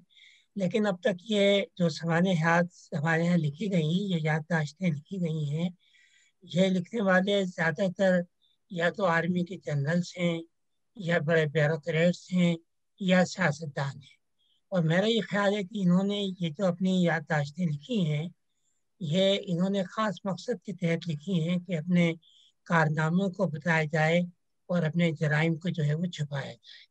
और एक तो ये था कि मैं जाफ़र से अब ये कहूँगा कि वो ये जितनी भी इस किस्म की किताबें या लिखी गई हैं उनका तज़किया करना चाहिए कि उसमें तारीख़ को किस तरीके से मस्क किया गया है। क्योंकि अगर ये नहीं किया गया तो इनकी ये लिखी हुई किताबें जो हैं ये तारीख़ का हिस्सा बन जाएंगी और हमारी तारीख़ मस्क होकर आगे चलती रहेगी। अच्छा, दूसरा हिस्सा ये है कि अब एक दूसरा रिवाज भी ये हुआ है, जैसे कि बहुत से बाएं बाजू के लोगों ने भी मतलब कि अब अपनी याददाश्तें लिखना शुरू की हैं। एक बड़ी तादाद मतलब कि ये किताबें भी आहिस्ता आहिस्ता सामने आ रही हैं, तो ये एक अच्छा कदम है। लेकिन तीसरी बात जो है वो ये है कि आम लोग जो हैं, जिसमें हम कहेंगे कि हुनरमंद हैं, दस्तकार हैं, मजदूर हैं, कारीगर हैं, अभी चूँकि ये खुद लोग भी पढ़े लिखे नहीं हैं और ये अपनी ज़िंदगी के बारे में ये समझते हैं कि उन्होंने अपनी ज़िंदगी में या अपनी पेशा वराना ज़िंदगी में कोई ख़ास अहमियत उनकी नहीं है, इसलिए कभी भी उनको अपनी तारीख़ लिखने का ख्याल नहीं आया। ज़्यादा से ज़्यादा ये हुआ है कि कुछ मौरख़ों ने उनसे इंटरव्यू लेके उनकी तारीख़, उनके बारे में उनकी याददाश्तें लिखी हैं। लेकिन जब तक ये लोग खुद अपनी तारीख़ नहीं लिखेंगे, हमें सही तारीख़ जो है वो हमारे सामने नहीं आएगी। तो इसलिए ये सवाल हयात या याददाश्तें लिखने का جو رواج ہے مطلب کہ اس کی بہت اہمیت ہے، چونکہ یہ تاریخ کا ماخذ بن جاتے ہیں، اور اسی وجہ سے ضرورت اس بات کی بھی ہوتی ہے کہ پھر ان کا تجزیہ بھی کیا جائے، جائزہ بھی لیا جائے کہ کہاں تاریخ کو پس کیا گیا ہے، کہاں واقعات کو صحیح بیان نہیں کیا گیا ہے۔ اچھا، میری جو شکایت ہے کرامت سے وہ یہ ہے کہ کرامت کو یہ کتاب خود لکھنی چاہیے، کیونکہ جب آدمی خود لکھتا ہے تو ظاہر ہے کہ اپنے خیالات کو ایک جگہ جمع کرتا ہے، سوچتا ہے، غور و فکر کرتا ہے، اور اس کے بعد وہ لکھتا ہے۔ انٹرویو میں یہ ہوتا ہے کہ وہ پھر انٹرویو پہ جو سوالات پوچھے جاتے ہیں اس کا جواب جو ہے ان سوالات کی بنیاد پر ہوتا ہے، اور اسی لیے اس کتاب میں بہت تشنگی جو ہے وہ رہ گئی ہے۔ اور اس لیے ابھی بھی کرامت کو اس بات کا موقع دیا جا سکتا ہے کہ وہ ذرا وقت نکالیں، بیٹھیں اور اپنی یادداشتیں خود سے تحریک کریں، کیونکہ یادداشتیں تحریک کا مقصد یہ ہوتا ہے کہ انہیں خود کو ایک بار پھر ماضی میں واپس جانا ہوگا، اور یہ ماضی میں واپس جانا جو ہے کبھی کبھی تکلیف دہ بھی ہوتا ہے اور کبھی کبھی بہت خوش آئند بھی ہوتا ہے، اور آپ کو ایک اس کے اندر اس سے ایک نشہ بھی ملتا ہے۔ جب آدمی خود لکھتا ہے تو اس کی اپنی ذاتی خیالات، ذاتی افکار، وہ تمام چیزیں ہمارے سامنے آتی ہیں۔ اب اس کتاب میں جہاں اور بہت سی چیزیں ہیں، مجھے 2 واقعات خاص طور سے وہ بہت ہی مجھے دلچسپ لگے۔ ایک واقعہ تو یہ ہے کہ ضیاء الحق کے زمانے میں جب صحافیوں کی اسٹرائک ہو رہی تھی تو ڈان کے صحافی کا ٹرائل ہوا ماشاء اللہ کورٹ میں، اور ماشاء اللہ کورٹ کے جو ایڈمنسٹریٹر تھے، جو کرنل کو ہوں گے کوئی، انہوں نے کہا تم صحافی ہمیں کیا ڈراتے ہو؟ کیا تم سمجھتے ہو کہ ہم تمہاری اسٹرائک کی وجہ سے ہتھیار ڈال دیں گے؟ تو صحافی نے بہت ہی ٹھنڈے مزاج میں کہا نہیں جناب، بالکل ہم یہ نہیں کہتے آپ ہمارے سامنے ہتھیار ڈالیں گے، آپ تو جنرل اروڑا کے سامنے ہتھیار ڈالیں گے۔ تو یہ مجھے طنز جو ہے بہت ہی اچھا لگا، اور اس پہ اس صحافی کو 1 سال کی سزا ملی۔ اور دوسرا واقعہ جو کرامت نے لکھا ہے کہ یہ جنگ کے محاذ پہ گئے جہاں پر عام فوجیوں سے انہوں نے ملاقات کی اور ان کے جذبات کو دیکھا۔ اب ہمارے یہاں چونکہ بہت سی مت بنائی جاتی ہیں نا، مت یہ بنائی جاتی ہیں کہ یہ فوجی جو ہیں وطن کے خاطر لڑ رہے ہیں، شہادت کے خاطر لڑ رہے ہیں۔ یہ ساری مت اس وقت ٹوٹتی ہیں جب آپ ان لوگوں کے صحیح جذبات ان لوگوں سے سنیں۔ اور وہاں پر سپاہیوں نے یہ کہا کہ بھئی ہمیں تو اپنے خاندانوں کے لوگوں کا خیال ہے، ہمیں تو اپنے بیوی بچوں کا خیال ہے، ماں باپ کا خیال ہے، ہم لڑنے ضرور آئے ہیں لیکن ہمیں یہ فکر بھی ہے۔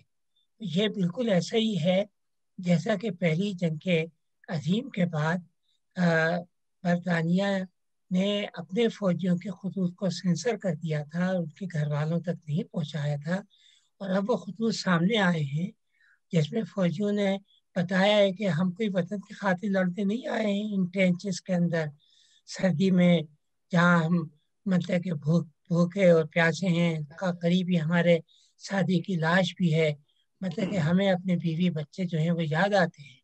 تو یہ جو مت ہے، یہ ساری مت جو ہے وہ ٹوٹ جاتی ہے کہ کس طریقے سے پروپیگنڈے کے ذریعے سے ریاست جو ہے یہ مت بناتی ہے اور اصل لوگوں کے جذبات جو ہیں ان کو چھپا دیا جاتا ہے۔ اور تیسری بات جو کرامت نے کنکلوڈ کیا ہے اس کتاب کو، وہ بھی بہت مطلب ہے، اور وہ کنکلوژن جو ہے وہ یہ ہے کہ مسلمان اپنی سیاست کے سلسلے میں ہمیشہ جذباتی رہے ہیں، انہوں نے کبھی عقل کا سہارا لے کر سیاست نہیں کی ہے۔ چاہے وہ خلافت تحریک کو آپ دیکھیں کہ خلافت تحریک کا کوئی تعلق ہم سے نہیں تھا، لیکن ہم کتنے جذباتی ہو گئے تھے، اور پھر اسی خلافت تحریک کے نتیجے میں ہجرت تحریک بھی تھی، ہم مطلب کہ اپنے ملک کو چھوڑ کے، اور یہاں بھی جو یہ کہا جاتا ہے نا کہ ملک قوم سے محبت، دیکھیں ملک قوم سے کوئی محبت نہیں تھی، ہجرت کر کے ہم جا رہے تھے افغانستان جا رہے تھے کہ افغانستان میں جا کے ہم ان کی فوج لے کے واپس آئیں گے، تو یہ ہے کہ وہ بھی پورا کا پورا جذباتی تھا۔ اسی طریقے سے ہم نے بائیں بازو کے تحریکوں کے اندر بھی زیادہ تر جو مارکسزم کو لیا ہے اس کو بھی جذباتی طور کے اوپر لیا ہے. وہ بھی ایک رومانس تھا, اس کے اندر بھی ہم نے عقل کے ساتھ اس کو نہیں لیا, مارکسزم کو پڑھ کے ہم نے نہیں سیکھا, نہیں لیا. ایک نتیجہ اس کا یہ تھا کہ اسی وجہ سے ہماری جتنی بائیں بازو کی تحریکیں ہیں وہ روز بروز ٹکڑے ہوتی چلی گئی, چونکہ بنیادی طور پہ انہوں نے, میرا جہاں تک خیال ہے کہ انہوں نے مارکسزم کے ماخذوں کو نہیں پڑھا تھا, اور انہوں نے محض ایک رومانس کے تحت اس کو اختیار کر لیا تھا, جیسا کہ مذہب کو اختیار کر لیا جاتا ہے. میرا اپنا یہ خیال ہے کہ مسلمان قوم دو قسم کی یعنی وجہ سے جذباتی بنی ہوئی ہے. ایک تو مذہب نے اس کو جذباتی بنایا ہے, اور دوسرا شاعروں نے اس کو جذباتی بنایا ہے. لہذا مذہب اور شاعر یہ دو ہمارے رہنما جب تک جذباتی طور پہ اس قوم کو گمراہ کرتے رہیں گے, ہم عقل کے ساتھ کبھی بھی سیاسی تحریکوں کے اندر شامل بھی نہیں ہوں گے, ان کو سمجھے کے بھی نہیں. اس لیے میرا یہ خیال ہے کہ کرامت کی اس کا جو کنکلوژن ہے اس کتاب کا, اس لحاظ سے اہم ہے کہ انہوں نے یہی کنکلوژن دیا ہے کہ ہم جذبات کے ساتھ ہم نے بائیں بازو کی تحریکوں کو بھی بنایا, اور بائیں بازو کی تحریکوں کو بھی انہی جذبات کی وجہ سے تباہ بھی کیا, ان کو ہم نے بگاڑا بھی ہے. تو یہ ایک سبق سیکھنے کی ضرورت ہے. ویسے یہ ہے کہ تاریخ سے کم از کم ہم کوئی سبق نہیں سیکھتے, تو چاہے ہم لکھتے رہیں, کہتے ہیں نا کہ لکھتے رہے جنوں کی حکایات کوچکا, ہر چند اس میں ہاتھ ہمارے قلم ہوئے. ہاتھ قلم ہوتے رہیں گے, یہ حکایات کوچکا ہم لکھتے رہیں گے.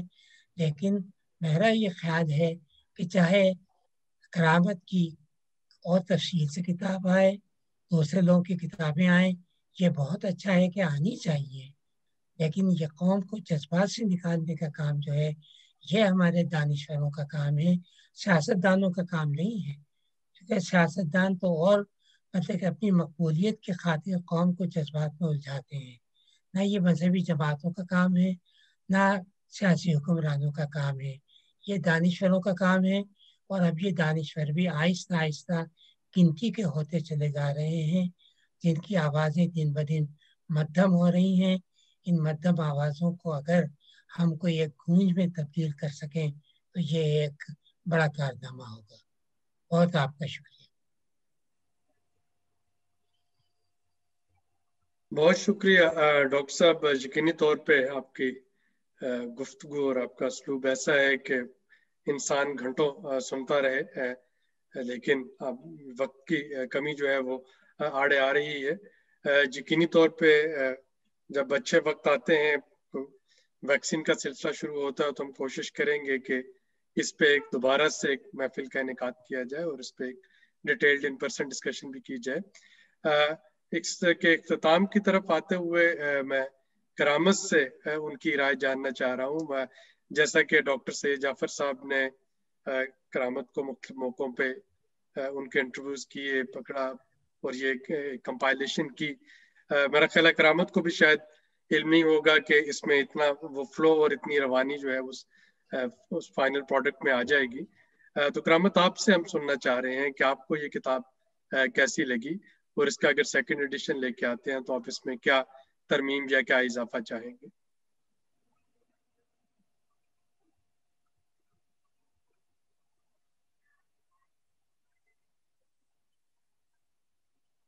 جی کرامت, ہم آپ کی آواز نہیں سن پا رہے. آپ میوٹ تو نہیں ہیں لیکن آواز نہیں سن پا رہے ہیں.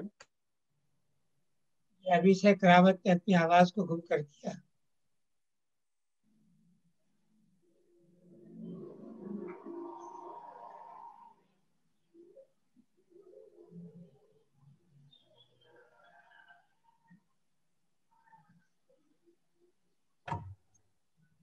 یہ ڈاکٹر صاحب آپ نے کرامت کو لکھنے کا جو مشورہ دیا ہے نا, یہ تو کبھی خط نہیں لکھتے, یہ لکھیں گے کیا؟ ای میل کا جواب نہیں دے. بولو جی. وہ کرامت نے اپنی آواز ہی گم کر دی. ہلو, ہاں جی آپ آواز آ رہی ہے عابد؟ اب آ رہی ہے جی, آ رہی ہے. ہلو جی کرامت آپ کی آواز آ رہی ہے. جی ایک تو آپ سب دوستوں کو بہت میرا سلام. میرے خیال میں اب میرے کچھ بولنے کی کوئی ضرورت نہیں ہے کیونکہ اتنی ساری باتیں سارے دوستوں نے کی ہیں. آپ کا بہت شکریہ. اور جو ڈاکٹر صاحب نے جو حکم فرمایا ہے تو میں کوشش کروں گا، لیکن میں سب سے پہلے جو یہ بات ریکارڈ پہ لانا چاہتا ہوں کہ ڈاکٹر جعفر اگر اتنے پرسسٹنٹلی اس کو لے کر نہ چلتے تو میں تو کبھی نہیں کرتا. تو میں ان کا مشکور ہوں. اور یہاں سارے دوستوں نے جو بات کی، میرے خیال میں جو ہمارا معاشرہ ہے اس میں اورل ہسٹری بہت ہی اہم اس کا حصہ ہونا چاہیے. اور بہت سارے لوگ ہیں جنہوں نے مجھ سے بھی زیادہ کام کیے ہوں گے، لیکن ہم ان کے بارے میں بھول جاتے ہیں. تو میری گزارش یہ ہوگی، میں ایس ٹی پی آئی سے بھی کہوں گا کہ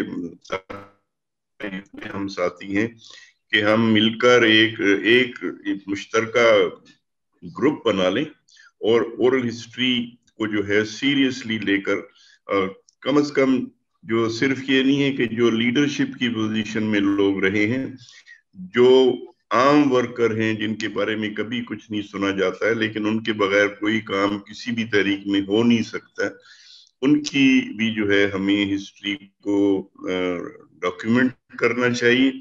اور میں وعدہ نہیں کرتا ہوں لیکن میں کوشش کروں گا، کیونکہ میرے سامنے اس وقت ایک پروجیکٹ ہے، وہ یہ کہ اگلے چند مہینوں میں ہم نے پورے ملک میں ایک یونائٹڈ کانفیڈریشن بنانی ہے ورکرز کی، کیونکہ اس وقت بہت برا حال ہے. 1% سے زیادہ ورکرز ٹریڈ یونین میں منظم نہیں ہیں، اور آپ دیکھتے ہیں کہ کوئی بھی ورکرز کے رائٹس پہ بات نہیں کرتا ہے. یہ ہماری جو جمہوری تحریک بن رہی ہے، دوسرے لوگ ہیں، سب ایک ہی چیز میں لگے ہوئے ہیں، چور ہے، یہ چور ہے، فلانا چور ہے.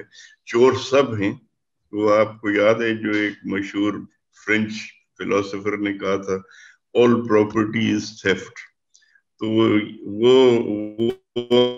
ہمارے ہاں فرانس سے زیادہ لاگو ہوتا ہے. آرگنائز ہونے کی ضرورت ہے، اور آرگنائز ہونے میں یہ ساری چیزیں ہیلپ فل ہوتی ہیں. اور ہمیں کچھ ایسے ساتھیوں کی جو ہے وہ ہسٹری جو زندہ ہیں وہ ان سے ریکارڈ کر کے وہ بھی پبلک میں لانے کی ضرورت ہے. تو آپ سب کا میں بہت مشکور ہوں، اور جعفر صاحب کا خاص طور پہ. اور میں پھر یہ گزارش کرنا چاہوں گا کہ جتنا جلدی ہو ہم ایک گروپ تشکیل دیں اور اس سے ہم کچھ ایک لسٹ بنا لیں مختلف شعبوں میں جن لوگوں نے کام کیا ہے. لیڈر بھی ہوں اس میں، لیکن جو عام جو ورکر تھے جن کے بغیر کچھ کام ہو نہیں سکتے تھے، ان کی ایک لسٹ بنا کے کوئی 100 کے قریب لوگ ہوں، ان کی جو ہے ہم بایوگرافیز اورل ہسٹری کے کانٹیکس میں بنانے کی کوشش کریں.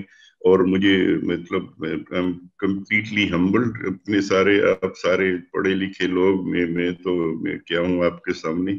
آپ سب نے جو ہے وقت نکالا، کتاب کو اب پڑھا اسے اور اپنی رائے دی ہے. سیکنڈ ایڈیشن اس کا آنا چاہیے، اور میرے خیال میں اس کے بارے میں سوچا جائے کہ انگلش میں ضرور ہونی چاہیے، کیونکہ ہمارے جو ساؤتھ ایشین دوست ہیں اب وہ اردو تو بہت کم پڑھ سکتے ہیں. بنگالی اردو سیکھنے کو تیار تھے، ہم نے ان کو سیکھنے نہیں دی. تو انگلش کا ہونا بہت ضروری ہے. اس کے بارے میں بھی کچھ آپ دوست مشورہ کریں کہ کیسے کیا جائے، کیا بیسٹ ہوگا. اس میں اس جو اردو ایڈیشن ہے اس میں کچھ اور چیزیں شامل کی جائیں یا اسی طرح کر دی جائیں، اور اس پہ جو بھی رائے بنے. لیکن میرے خیال میں وہ بہت ضروری ہوگا، اور وہ پورا ساؤتھ ایشیا کے حوالے سے، جہاں ہمارا خیال ہے کہ جب تک ساؤتھ ایشیا کے لوگ اکٹھے نہیں ہوں، اس میں سب سے اہم بات ہے کہ لیبر موومنٹس اکٹھی ہوں تو ان کو ایک دوسرے کے ایکسپیرینسز پتہ چلنے چاہیے. تو وہ بہت پرائرٹی میں ہمیں کرنے کی ضرورت ہے. اور میں آپ کی پوری ایس ٹی پی آئی کی ٹیم کا مشکور ہوں کہ آپ نے یہ طے کیا اور یہ ہو گیا ہے. اور میری گزارش یہ ہوگی کہ میں نے کہا تھا آپ کی ٹیم کے دوستوں سے کہ یہ ریکارڈ آپ لوگ کر رہے ہوں گے تو پھر وہ ہمارے ساتھ بھی شیئر کرا دیجئے، تاکہ بہت سے دوست ہیں جو ٹائم ڈفرنس کی وجہ سے شریک نہیں ہو سکتے تھے اور وہ چاہتے ہیں کہ وہ بھی اس کو دیکھ سکیں، تو وہ اور باقی پورے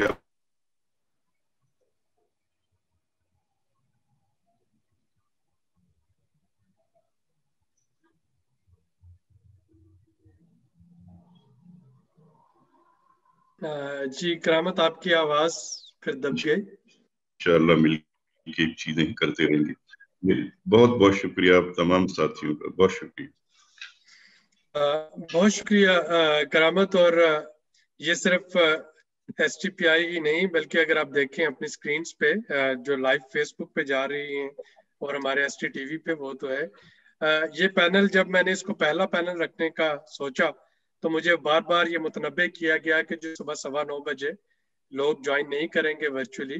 اس وقت بھی 55 پارٹیسپینٹس میں دیکھ رہا ہوں اپنی اسکرین پہ جو کہ سن رہے ہیں، اور 9:15 بجے جوائن کر کے آخر تک 55 پارٹیسپینٹس جو ہیں شامل رہنا. یہ ہم فزیکل سیشن میں بھی نہیں کر پاتے تھے. مارننگ سیشن جو ہیں وہ ہمیشہ ویک جایا کرتے تھے، اور اس کے علاوہ جو لائیو فیس بک پہ دیکھ رہے ہیں وہ علیحدہ سے ہیں. اس کی ریکارڈنگ بھی چل رہی ہے. میں صرف کنکلوڈ اس بات پہ کرنا چاہتا ہوں کہ اس کی جو سب ٹائٹل ہے امن اور سماجی انصاف اور جمہوریت، تو اگر آپ ایس ٹی پی آئی سسٹینیبل ڈیولپمنٹ، اگر ہمارا آپ ویژن مشن سٹیٹمنٹ دیکھیں تو پائیدار ترقی کی ڈیفینیشن ہی ایسے معاشرے کا قیام ہے یہاں پہ امن ہو، یہاں پہ سماجی انصاف ہو، اور یہ جمہوری اقدار کے بغیر نہیں آ سکتا. اور جو اس وقت ہمارے ویورز ہیں مختلف سوشل میڈیا پلیٹ فارم سے، تو میں صرف اس بات کو دوبارہ دہرانا چاہتا تھا کہ راہ گزر تو دیکھو کا انتخاب جو ہے یہ بنیادی طور پہ ایس ٹی پی آئی کے مشن اور اس کی جو ویژن سٹیٹمنٹ ہے اس کی ایک ری انفورسمنٹ ہے کہ اگر ہمیں ایک ایسی سوسائٹی چاہتے ہیں جس میں امن ہو، جس میں سماجی انصاف ہو، جس میں باہمی رواداری ہو، وہ اسی صورت میں ممکن ہوگی جبکہ ہم یہ راہ گزر تو دیکھو جیسی جو کتابیں ہیں، جو کرامت جیسے جو لوگ ہیں، اور کرامت نے بجا فرمایا کہ اور بھی بہت سے لوگ ہیں جن کو سننے کی ضرورت ہے، جن کو سیکھنے کی ضرورت ہے. بدقسمتی سے جو تعلیمی اداروں میں جو اسٹوڈنٹ یونینز کے بین کے بعد جو ڈی پولیٹیسائز کیا ہم نے ایجوکیشن کو، اس کی ایک خمیازہ ہم یہ بھگت رہے ہیں کہ معاشرہ جو ہے وہ ایک طرف تو اوور پولیٹیسائزڈ ہے، لیکن وہ اوور پولیٹیسائز جو ہے وہ ایک ڈاگمیٹک فارم میں ہے. جو اپنے آپ کو چیلنج کرنا تھا، جو اپنے آپ کو ایجوکیٹ کرنا تھا، جو وہ سلسلہ بند ہو چکا ہے. تو اب ہم بلائنڈ فالوورز ہیں، یا تو ہم ہیں یا ہم کسی کے ساتھ یا ہم بالکل نہیں ہیں. اور وہ جو ایک اپنی تعلیم و تربیت کا سلسلہ تھا جو کہ اسٹوڈنٹ یونینز، لیبر یونینز کی شکل میں ہمیں ملتا تھا، اسٹڈی سرکلز کی شکل میں ہمیں ملتا تھا، بدقسمتی سے جب سے وہ بند ہوا ہم نے دیکھا کہ معاشرے میں جو ایک بتدریج اس میں ڈیگریڈیشن جو ہے وہ آتی جا رہی ہے. اور ایس ٹی پی آئی نے یہ کوشش کی کہ ہم اس کو ریوائیو کر سکیں. میری ٹیم جو ہے وہ ایک گروپ فوٹو لینا چاہ رہے ہیں. اگر جنید آپ بھی اپنا کیمرہ آن کر لیں، مریم ایک گروپ فوٹو، اور اس کے بعد پھر ہم اس سیشن کو بند کریں گے. میرے پاس 2 معذرتیں بھی ہیں جو کہ لوگ نہیں جوائن کر سکے کوشش کے باوجود. آئے رحمان صاحب اور احمد سلیم اور بھی بہت سے ساتھی، اور اس میں پیورلی ایس ٹی پی آئی کی ٹیم میری لاجسٹک غلطی ہے. دونوں سیشن ہم نے پیرالل کر دیے. وہ دیکھا نہیں کہ اسی وقت اس وقت لینگویجز جو ہے اور لٹریچر اس کا ایک پیرالل سیشن جاری ہے جس کی عادت آئے رحمان صاحب کر رہے ہیں، اس کی صدارت، اور احمد سلیم اور ڈاکٹر عمیر اشفاق اور بہت سے دوست وہاں پہ بھی شامل ہیں.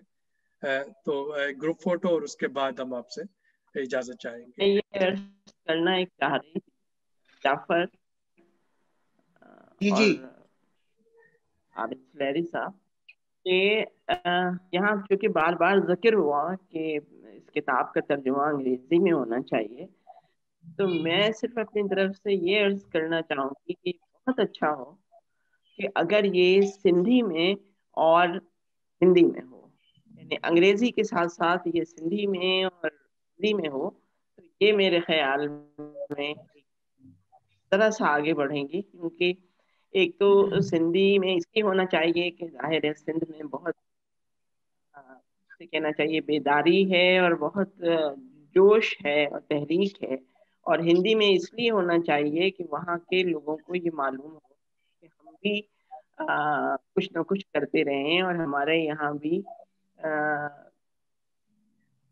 एक करामत जैसा एक बहुत सरगर्म आदमी मजदूरों की तहरीक, औरतों की तहरीक और अमन की तहरीक से जुड़ा रहा है। मेरी ये एक अर्ज थी और बहुत मुबारकबाद करामत को। शुक्रिया जी। बहुत शुक्रिया ज़ाहिदा। और आप सबकी शिरकत का बहुत शुक्रिया, खुसूसन डॉक्टर मुबारक अली साहब की शिरकत जो है मैं बहुत मशकूर हूँ। डॉक्टर साहब आपने वक्त निकाला और आपने ज्वाइन किया। STPI के सेशंस अगले 4 दिन चलते रहेंगे। अगर आपको मौका मिले तो इन्हीं लिंक्स के जरिए दोबारा ज्वाइन कीजिए। हम यकीन दिलाते हैं कि जो हमारी एक कन्वेंशनल रवायत रही है STPI की इस आलमी कॉन्फ्रेंस, वो इस सालाना कॉन्फ्रेंस की, आप मायूस नहीं होंगे वर्चुअली भी ज्वाइन करके। Thank you very much.